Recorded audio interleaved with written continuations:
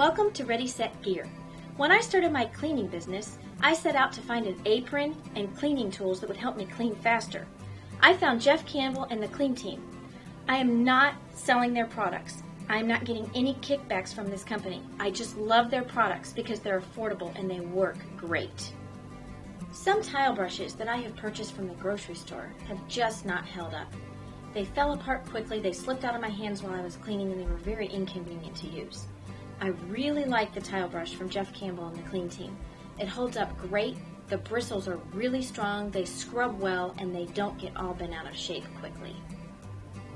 A good quality ostrich feather duster, such as this one, does a great job on maintenance dusting for blinds and ceiling fans. I don't recommend these for deep cleaning because the dust will fly everywhere. But once your blinds and your ceiling fans have been thoroughly cleaned, I recommend using a feather duster about twice a month to keep up with the dust accumulation.